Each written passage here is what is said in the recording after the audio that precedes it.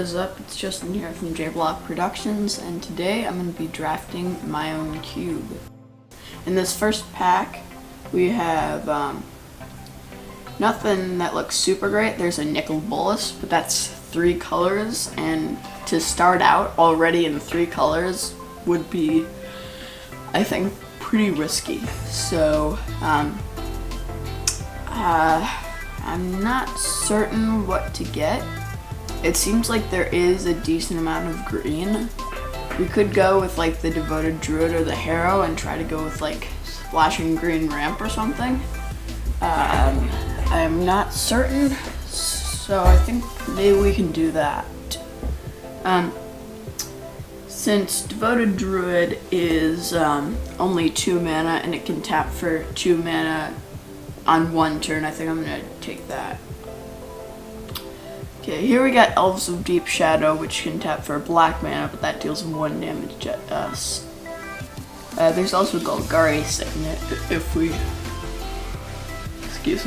we want to go into black-green, which is a good color for green. Like, green and black are pretty good with each other, but I don't know if we want to do that this time.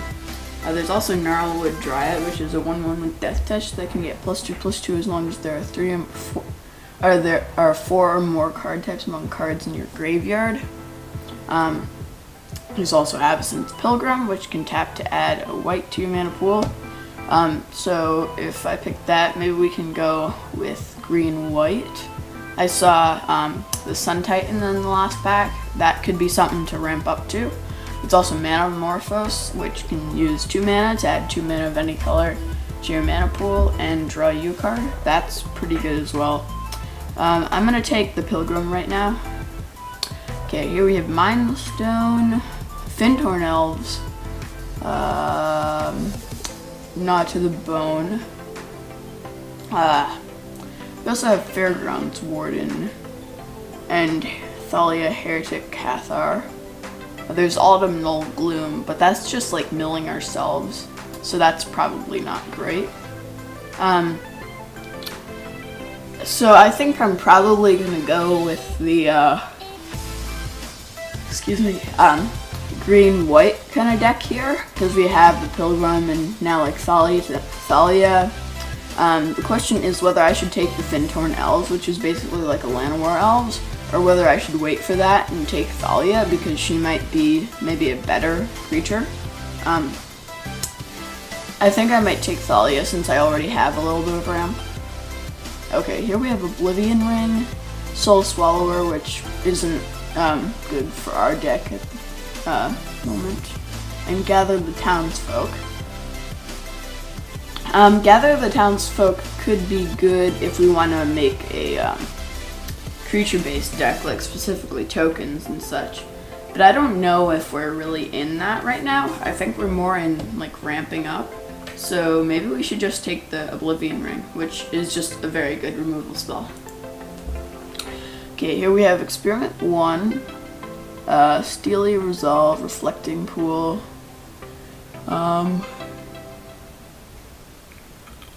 That looks like, oh, and the Mox Emerald, which is also a good way to ramp up, I would say. So the question is whether we're going to get Experiment 1 very big. I think definitely we could, especially if we have like turn 1.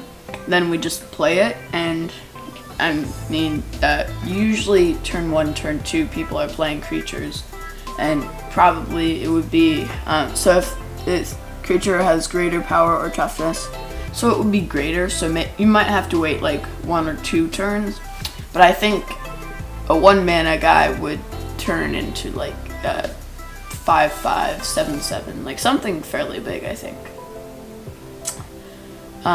The Mox Emerald is good, but we already have a little bit of ramping. And Steely Resolve, as it comes into play, choose a creature type. Creatures of the chosen type can't be a target of spells or abilities. Right now, we have 2 elves. Oh, no, only 1.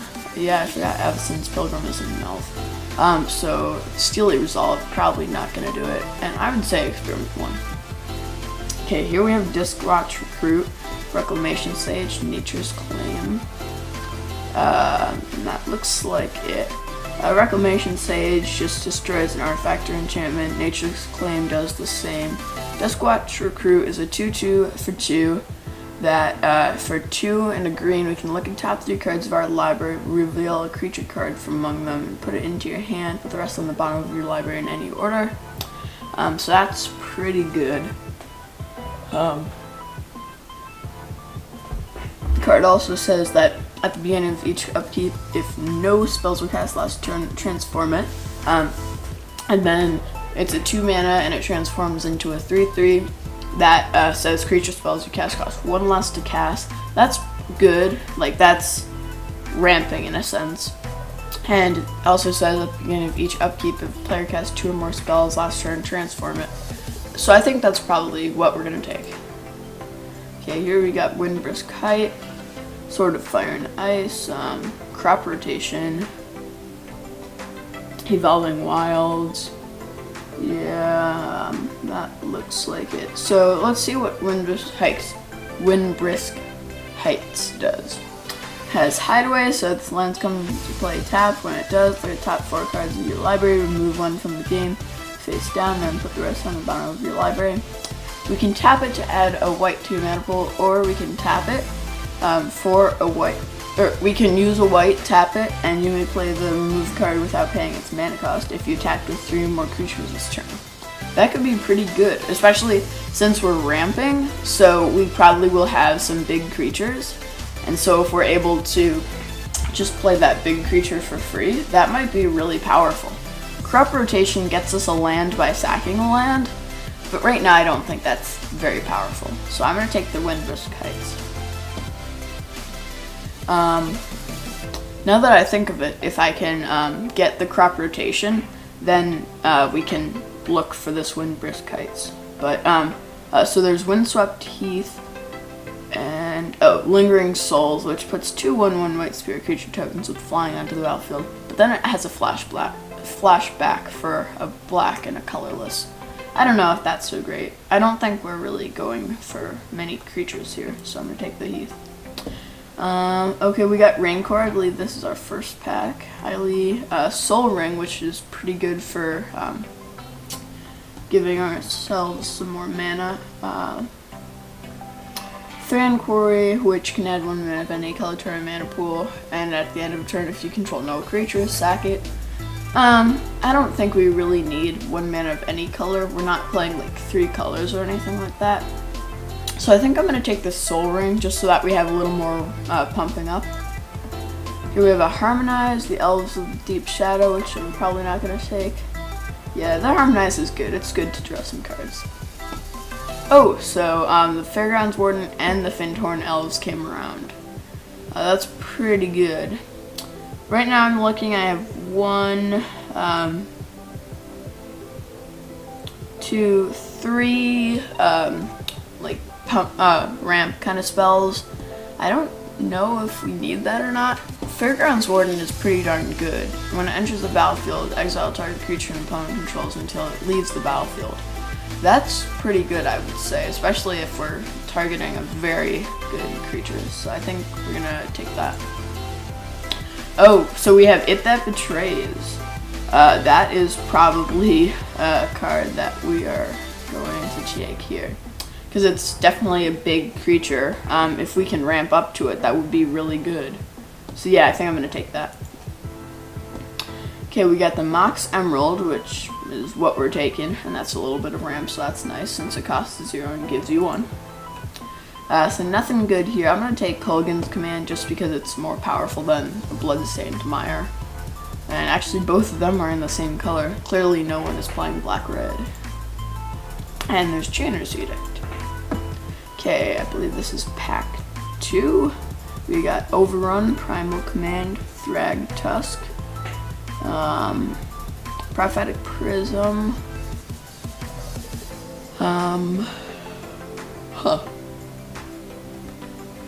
That's not a ton of stuff in this pack, but it's still pretty good. So Primal Command, We get to choose 2. Target player gains 7 life, or put target non-creature permanent on top of its owner's library, or target player shuffles his or her graveyard into his or her library, or search your library for a creature card, reveal it, put it into your hand, then shuffle your library. That's fine, but I don't think it's really that great. Overrun gives all your creatures +2/+3 and trample, which is pretty good, but right now we're not really using a ton of our creatures. We're just trying to get out like It That Betrays. And also another big creature that we can maybe get is Thragtusk, so I think we're going to take that. Okay, here we have Flicker Wisp, which might be good. Cloud Shift as well. We have Blightsteel Colossus. I think that is definitely a creature we could ramp up to. It has Trample and Infect, and it is indestructible. If it would be put into a graveyard from anywhere, reveal it and shuffle it into its owner's library instead. That's pretty good. So Flicker Wisp, what it is it's a 3 mana, 3/1 with flying. When it comes into play, remove another target permanent from the game. Return that card to the play under its owner's control at end of turn. That's fine. I don't know how great that is though. Cloud Shift exiles a creature and then returns it to the battlefield under your control. So if we exile like Thragtusk, that might be good because then we would gain 5 life. But apart from that, I don't really think there would be much use of that. So I think I'm going to go with the Colossus. Okay, here there's a Force of Will. That's really nice, but we're not playing those colors, so unfortunately. So let's see, there's Entreat the Angels, but we're not playing tokens here. There's also Tarmogoyf, but we're not playing like get stuff into our graveyard. Declaration in Stone is pretty good. Also Verdurous Gearhulk might be something to ramp up to. 5 mana, possibly 8/8 with Trample. That's pretty good if you ask me. I think maybe we can ramp up to the Verdurous Gearhulk, honestly, because Declaration in Stone is only really powerful against tokens. Okay, here we got a Llanowar Elves, which is good. We've also got an Elvish Mystic and a Selesnya Guildgate, but no, we're not going to take that. The Mana Vault can tap for 3 mana. That could be pretty good. We could actually just like play that some turn and then just save it for when we need to ramp up to like a Verdurous Gearhulk, Blightsteel Colossus, a Thragtusk, or like It That Betrays especially. So that's pretty good. Also Ancient Tomb, it can tap to add 2 colorless mana to your mana pool, which is pretty good. I think I might take the Ancient Tomb actually. Okay, here we have a Bone Splitter, Thalia, Guardian of Thraben. We have Voice of Resurgence. Whenever an opponent casts a spell during your turn, or when Voice of Resurgence dies, put a green and white elemental creature token on the battlefield. This creature's power and toughness are each equal to the number of creatures you control. So probably not. Okay, so Thalia has non-creature spells cost 1 more to cast. We don't have a ton of non-creature spells here. We have a few enchantments and artifacts, and the one Harmonize as a sorcery.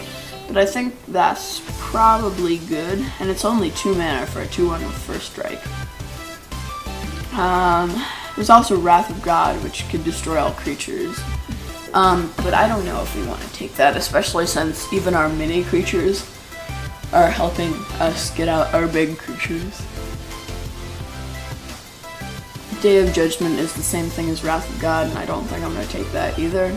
Bone Splitter is good, it gives a creature +2/+0, but I think I'm going to take Thalia. Okay, here we got Mox Jet, but that's a no. Savannah, maybe. Wait, the Reflections, that just populate, so no. Library of Alexandria can draw us a card, but that's only if we have 7 cards in hand. So that might be like once after we get Harmonize or something like that. But I think the Savannah might be better. Okay, here we got a Platinum Angel, Survival of the Fittest, but probably not. Chromatic Star, Worm Coil Engine. So the question is whether we go for the Angel or the Worm Coil Engine. This is interesting. The Worm Coil Engine has Death Touch and Lifelink, which can be pretty good. Platinum Angel has Flying though, so I don't really know what to do here. I think I'm gonna go with the engine just because it's bigger and when it dies it still gives us health. Okay, we got a Lotus Cobra here, which is probably pretty good. We've also got a Prismatic Lens. Ugin, which is a very good planeswalker, but one that I don't think we can really use at this point. We have a decent amount of stuff that we can ramp up to. The Lotus Cobra has landfall whenever a land enters the battlefield under your control. Add 1 mana of any color to your mana pool. That's a pretty powerful effect, so I'm going to take it. Okay, here we got Prophetic Prism. Overrun, not much. I don't really know if we're going to need much mana fixing, although we might. And it draws us a card. We don't have a lot of card draws, so I think I'm going to take the Prism. Okay, here there is absolutely nothing in our colors. Call Doth or Forge Master. We can tap it to sack it. Or sack the artifact, sorry. And search our library for an artifact card and put it onto the battlefield, then shuffle your library. That could actually be like insanely powerful, because if we sacrifice, let's see, we don't have a ton of artifacts, but if we are able to get some, then we can sack them and search for a Blightsteel Colossus or a Worm Coil Engine. So I'm just gonna take that, and maybe we can do that, because we can also probably sack the Kuldotha Forge Master. Okay, so here we got Declaration in Stone. I'm almost kind of maybe wanting to take the Rakdos Signet just because it's an artifact that we can sack, but no, I'm gonna have to take the Declaration. Okay, Elvish Mystic came around, so did Mana Vault though, which I think I'm gonna have to take. Day of Judgment, destroy all creatures, that's probably something in the sideboard. Incinerate, Vindicate. Okay, last pack here. We got Chaos Orb, Restoration Angel, Colony Garden, let's see here.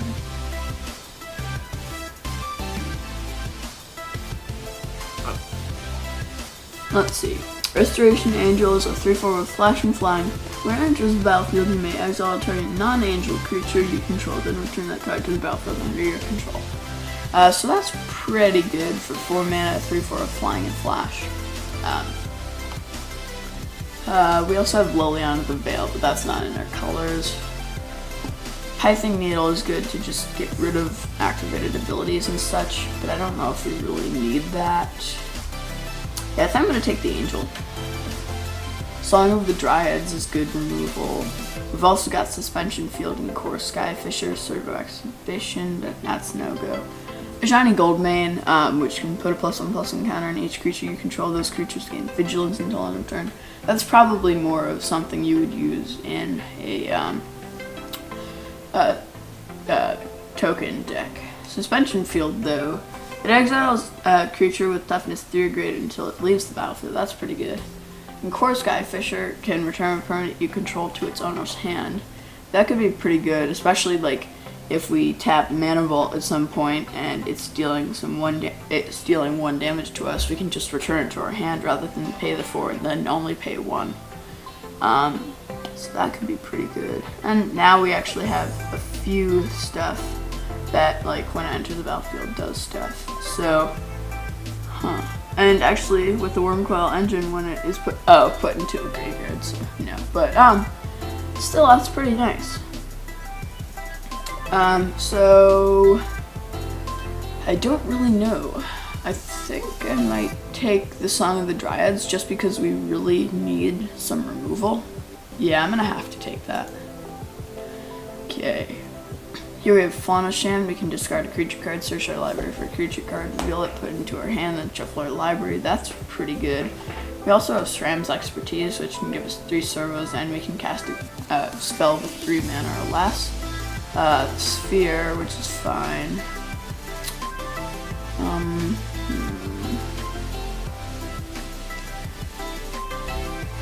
I think I'm going to take the Fauna Shaman, but I'm not certain I'm going to be using it.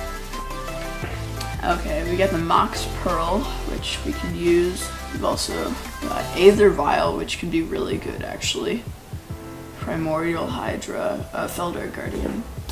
I sort of want to take the Pearl, but I think the Aether Vial is just so good. Like, we could put a creature card with converted mana cost equal to the number of charge counters on Aether Vial from your hand into play. You wait a few turns, then you can play like something really big for free. So I'm gonna take that. Okay, so in this pack here, we have a Cultivator's Caravan, which is kind of neat. A Mana Crypt, which is definitely good. We have Elish Norn, which we could ramp up to, but we already have a decent amount of things that we can ramp up to. Stasis Snare, which is a good removal spell. I think I want the Mana Crypt though, honestly, because I don't see myself playing It That Betrays unless I have a lot of mana ramping, so yeah. Okay, here we have Soul's Attendant, Selfless Spirit, Crater of Behemoth, Crop Sigil. Yeah, I think I'm gonna take the Soul's Attendant. That's just nice life gain. Okay, here we have an Elspeth, Strip Mine, Mirror Entity. That creature you control become XX and gain all creature types until end of turn. That could be actually kind of nice. I don't know. If we have a lot of mana, that could be pretty big. Elspeth, put a 1/1 white soldier onto the battlefield. Target creature gets +3/+3 and gains flying until end of turn. That could be good, because then, like, if they don't have any flying, we could just make one of our big creatures flying. That's 4 mana. I think I'm going to take the Mirror Entity. Okay. Here we have a Chromatic Lantern, Smuggler's Copter, Mana Confluence. Not a lot going on here. It can tap to add 1 mana of any color to your mana pool, and lands you control have tap to add 1 mana of any color to your mana pool. That's kind of neat. I'm going to take the Copter, actually, I think. Okay, here we have...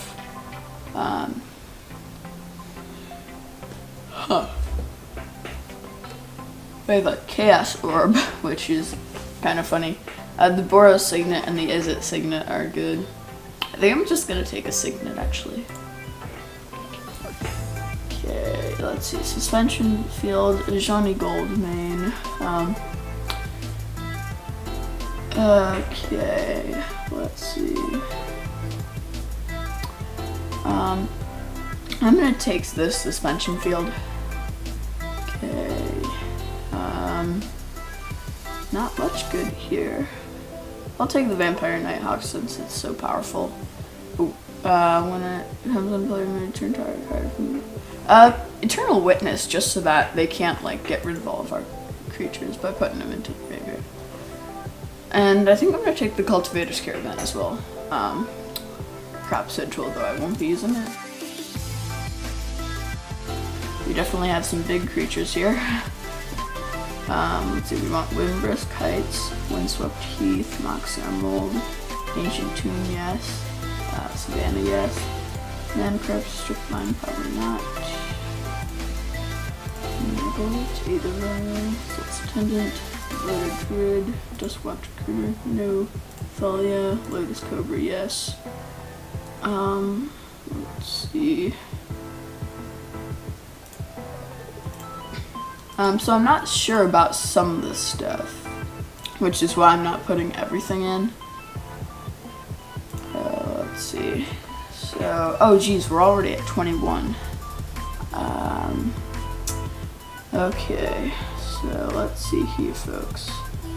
I think I'm gonna keep all this stuff in right now and see what I can get. I'm gonna definitely put the Thragtusk and the Verdurous Gearhulk in. Now the question is, I really want to put some other stuff in, but I don't really know if I'll be able to. I think the Wormcoil Engine, It That Betrays, and Blightsteel Colossus are kind of out of this. I want to put the Kuldotha Forgemaster in though, but now I only have one artifact creature, so that's probably not happening. This deck could work, I think.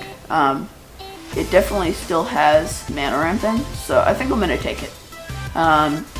Let's see, if we organize by color, we can see that there is 2 more green. So I'm going to do 9 forests and 8 plains. Okay, we'll set that and we're up to 40. Cool. Okay, thank you guys for watching and please subscribe.